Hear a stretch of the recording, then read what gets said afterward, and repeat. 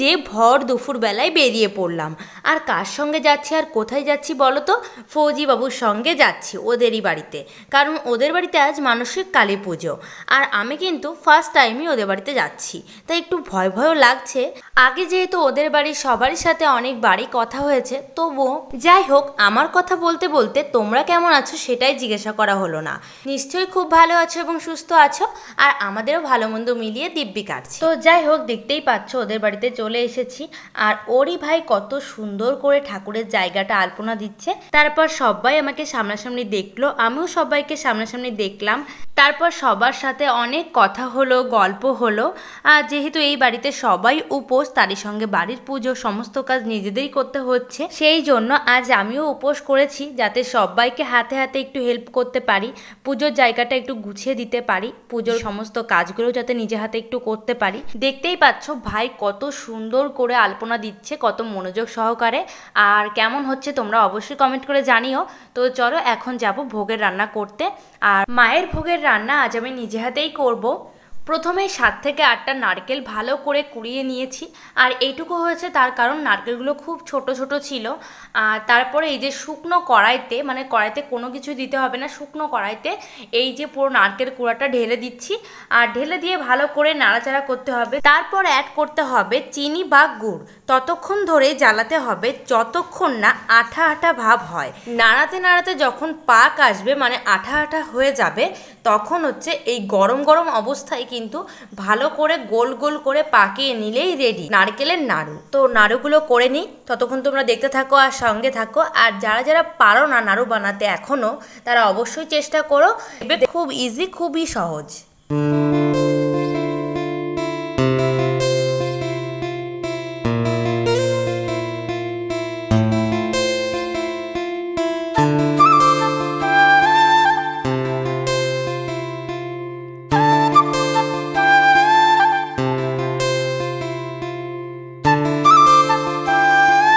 তো ফাইনালি এতগুলো নাড়ু বানিয়েছি, এক ঝলকে দেখে নাও।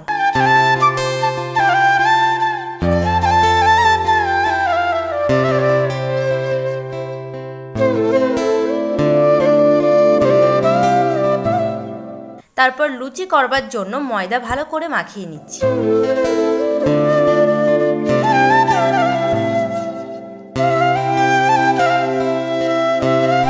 এরপর ছোট ছোট করে লেচি করে তারপর বেলে ডুবো তেলে ভেজে নিলেই হয়ে যাবে ফুলকো ফুলকো লুচি।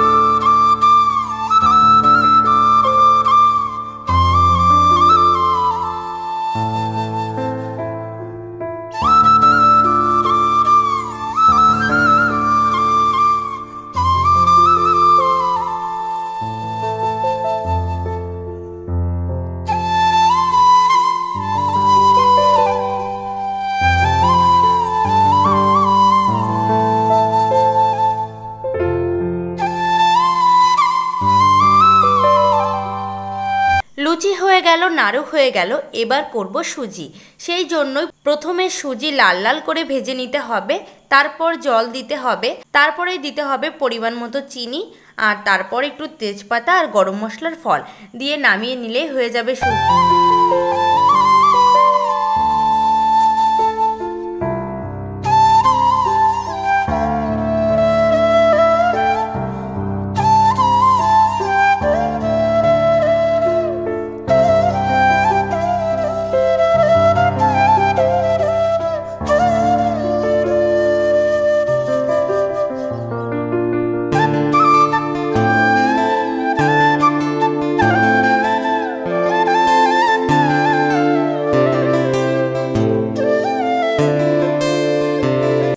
মায়ের ভোগ রান্না করতে করতেই সন্ধ্যা হয়ে গেছে। এবার যাব বাড়িতে, তো চলো দেখতে থাকো আর সঙ্গে। আমি বাড়িতে গিয়ে বাড়ির সমস্ত কাজ গুছিয়ে নিজে গুছিয়ে চলে এসেছি। আর এসে দেখি যে ঠাকুরও আনা হয়ে গেছে। শুধু আমারই যাওয়া হলো না, আর যা যা আয়োজন করা হয়েছে তা হলো কফি, তারপর হচ্ছে ফ্রায়েড রাইস, আলুর দম, পায়েস, চাটনি, পাঁপড়, মিষ্টি। তো এখন শুরু হবে পুজো, তো তোমরা দেখতে থাকো আর সঙ্গে থাকো।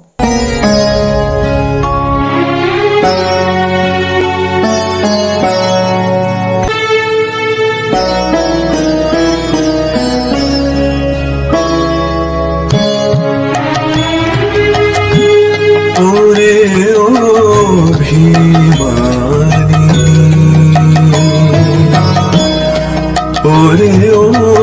ভীমানিনী,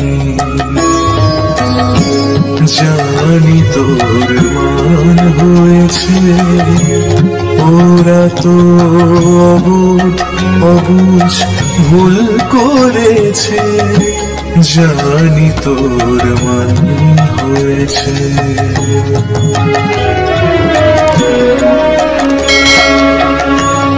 তুই তো মা জননী, তুই মুখ ফিরিয়ে নিলে কোথায় যাবে, ঢের হয়েছে ও মা, ঢের হয়েছে। ক্ষমা করে দে মা দে, তারা মা যেমন করে আমায় টেনে নেয় কাছে। ওরে ও ভীমানিনী, ওরে ও ভীমানিনী।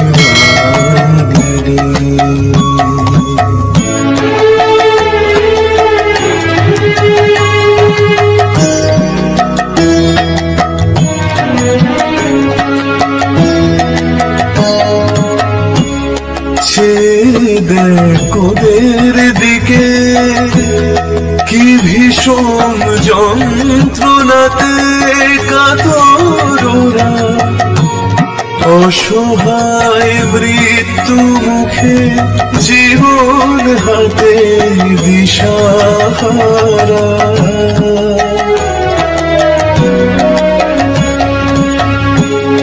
তুই তো মা জননী, তুই মুখ ফিরিয়ে নিলে কোথায় যাবে, ঢের হয়েছে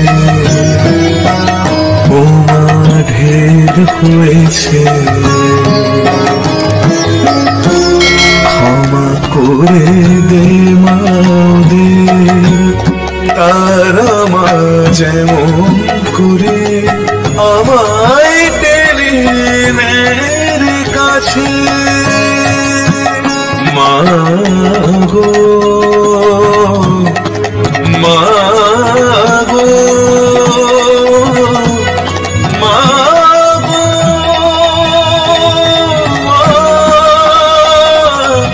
মা গো।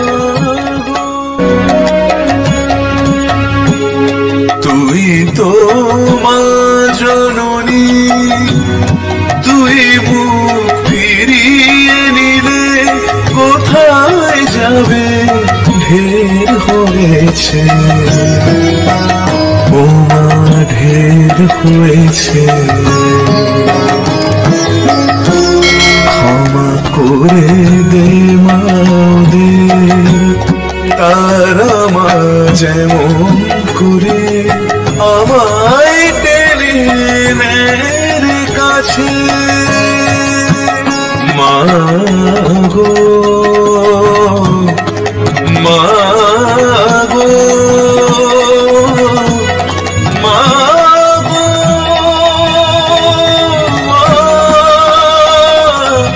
মা গো। আজ এতই ব্যস্ত ছিলাম যে আমি আমাকেও দেখাতে পারিনি আর ওকেও দেখাতে পারিনি। তো তোমরা তো বুঝতেই পারছো, সব কিছু নিজেদের মধ্যেই করতে হয়েছে। তো আজকের মতো ভিডিওটা এখানেই এন্ড করছি। তোমরা ভালো থেকো, সুস্থ থেকো, সাবধানে থেকো, আর ভালো লাগলে লাইক কমেন্ট শেয়ার করতে একদমই ভুলবে না। তো দেখা হচ্ছে নতুন ব্লগের সঙ্গে। তো আজকের মতো সবাইকে বাই বাই।